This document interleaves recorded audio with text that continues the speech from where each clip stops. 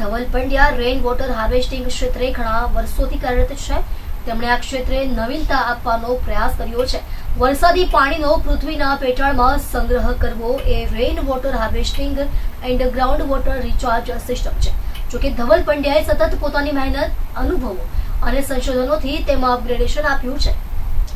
રિચાર્જડ water એટલે કે વરસાદી પાણીને જમીનમાં ઉતાર્યા બાદ તેને પ્રદૂષણ અને બેક્ટેરિયાથી કઈ રીતે મુક્ત રાખી શકાય એવી પદ્ધતિ વિકસાવી છે. વોટર હાર્વેસ્ટિંગ સિસ્ટમ દ્વારા ધાબા પરનું પાણી પાઇપથી જમીનમાં ઉતારતા પહેલા અન્ય પાઇપમાં લગાડેલા ફિલ્ટરમાંથી પાણીને પસાર કરી તેને પ્રદૂષિત તત્વોથી મુક્ત કરવાની આ પદ્ધતિને સર્વત્ર આવકાર મળી રહ્યો છે. એટલું જ નહીં, વૈશ્વિક કક્ષાએ તેની નોંધ લેવામાં આવી છે. બાલી ખાતે 2023માં યોજાયેલી એશિયા વોટર સિક્યોરિટી કોન્ફરન્સમાં global water partnership south east Asia દ્વારા ભારતને વોટર સિક્યોર ગ્લોબલ એવોર્ડ એનાયત કરવામાં આવ્યો હતો. જેમાં પણ ભારતનું પ્રતિનિધિત્વ સુરતના ધવલ પંડ્યા તથા તેમના પત્ની મનાલિકા પંડ્યાએ કર્યું હતું. તે સાથે જ ભારત સરકારના જળશક્તિ મંત્રાલય દ્વારા શ્રી ધવલ પંડ્યાને વોટર હીરો પ્રમાણપત્ર અને ₹10,000નું ઇનામ પણ વર્ષ 2022માં આપવામાં આવ્યું હતું. જે સાથે મંત્રાલયે સુરત કલેક્ટરને લેખિત ભલામણ પત્ર લખી તેઓની સેવાઓનો લાભ સમસ્ત જિલ્લાને મળે તેવી ભલામણ પણ કરી હતી. આ ઉપરાંત ધવલ પંડ્યાને બ્યુરો ઓફ ઇન્ડિયન સ્ટાન્ડર્ડની ભૂગર્ભ જળ સંરક્ષણ વિષયક કમિટીમાં સભ્યપદ આપી વ્યવસ્થિત રેઇન વોટર હાર્વેસ્ટિંગ અને ગ્રાઉન્ડ વોટર રિચાર્જ સિસ્ટમોની પ્રોસેસ માટે આઈસી કોડ લખવાની જવાબદારી સોંપી છે.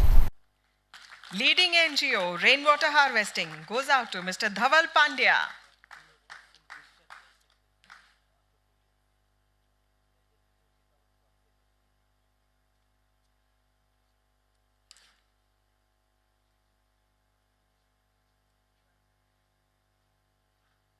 That's Mr. Dhaval Pandya now joining us. Let's welcome him with a round of applause.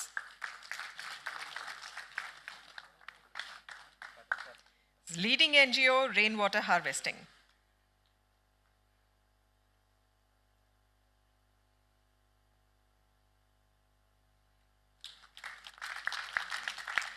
For leading product in agriculture, please put your hands together for Mr. Yogesh Kumar Kushwaha. I believe not here as well. For women change makers in water conservation, the award goes out to Manalika Pandya.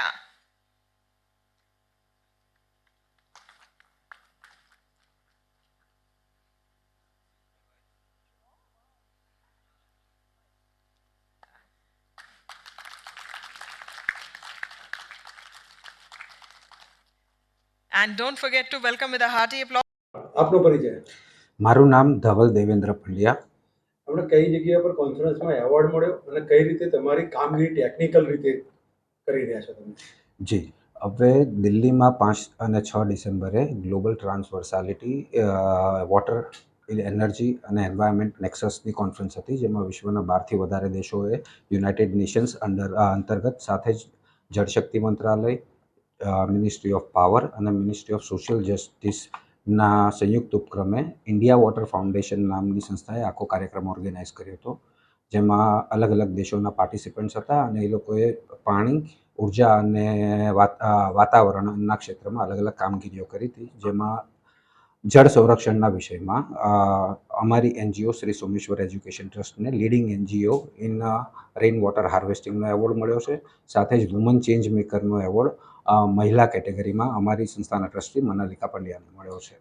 કઈ technical રીતે કઈ ધ્યાન ખાસ રાખવું પડે પાણી બચાવવા માટે અને ચોખ્ખું પાણી? જી, જળ સંરક્ષણની એફર્ટ આપણા મંત્રાલયો દ્વારા ઘણી સારી રીતે કરવામાં આવી રહી છે, પણ જે એક વિષય છે કે જે અમે ગયા વર્ષે પ્રધાનમંત્રી મોદીજીને કાર્યાલયમાં લેખિતમાં મોકલ્યો હતો કે જળ સંચયનમાં જે પાણી જમીનમાં ઉતરે છે એમાં યુરિયા, ડીએપી, પેસ્ટિસાઇડ્સ પ્લસ શહેરી વિસ્તારોમાં વાત કરીએ તો બેક્ટેરિયા, કેમિકલ્સ, આ બધું પણ વર્ષા જળની સાથે સાથે જે સિસ્ટમો છે એ સિસ્ટમો દ્વારા અંદર ઉતરતું જાય છે. કારણ કે હાલ જે સિસ્ટમો બને છે એમાં ખાડો કરીને ગ્રાવલ, રેતી, કપચી આવું બધું ભરીને એ પાણી ફિલ્ટર કરીને અંદર ઉતારવાની કોશિશ કરે છે. પણ આ જે ફિલ્ટર મીડિયા છે એની એક મર્યાદા છે કે એક લેવલથી વધારે પાણીનું પ્યોરિફિકેશન નથી કરી શકતું અને સાથે એની ફિલ્ટ્રેશનની જે સ્પીડ છે એ પણ ઘણી ઊંચી છે.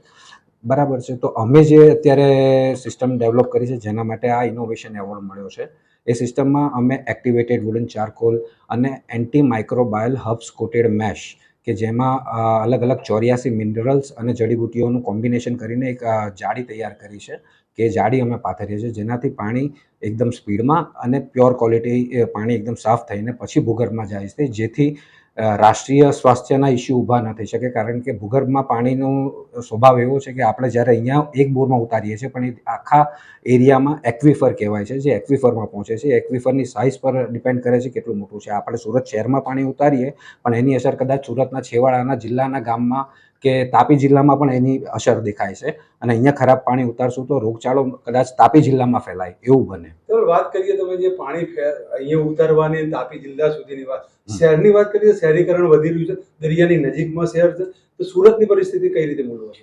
જી, સુરતની પરિસ્થિતિમાં એવું છે કે સુરતમાં અત્યારે લગભગ 60% સુરતનું જે ક્ષેત્ર છે શહેરનું, તેમાં આ દરિયાના પાણી જમીનમાં ભૂમિજળમાં આવી ચૂક્યા છે, અને અડાજણ, વેસુ, ગોરધોર રોડ, એ બાજુ પાલ, આ બધા જ વિસ્તારો આપણે ગણીએ તો એ વિસ્તારોમાં ભૂગર્ભમાં ખારા પાણી થઈ ચૂક્યા છે. તો એમાં આ રીતે જળ સંરક્ષણથી કામ કરવામાં આવે, જેમ ભૂગર્ભમાં પાણી ઉતારવામાં આવે, જેમ અમે કવાસ ગામમાં ઓલરેડી આ પ્રોજેક્ટ કર્યો છે, પાયલોટ પ્રોજેક્ટ. ગામમાં જેટલું કવાસમાં પાણી આવે છે એ બધું જ વરસાદનું પાણી અમે ભૂગર્ભમાં ફિલ્ટર કરીને ઉતારીએ છીએ, તો ત્યાં ખારા પાણીના તળ ધીરે ધીરે મોડા થવા માંડ્યા છે. હા, મારું નામ મનાલિકા ધવલ પંડ્યા છે.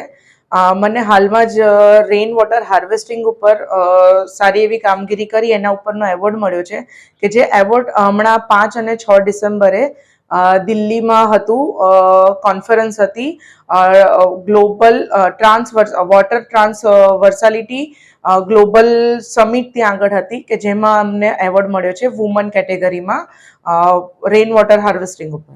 મોનાલિકા, કેટલા દેશો એમાં ભાગ લીધેલો હતો, કઈ રીતનું આખું આયોજન ને કેટલા સમયથી તમે કામ કરો?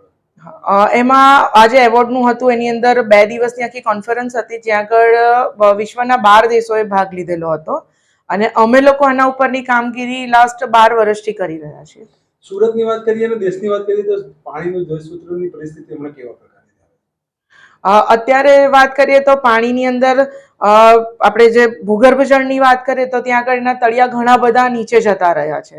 તો આપણે જે આવી રીતે જે રેઇન વોટર હાર્વેસ્ટિંગની અને ભૂગર્ભ જળ ઉપર લાવવા માટેની જે કામગીરી છે, એ કામગીરીથી આપણે ઘણા બધા પાણીના લેવલો ઉપર લાવી શકીએ છીએ.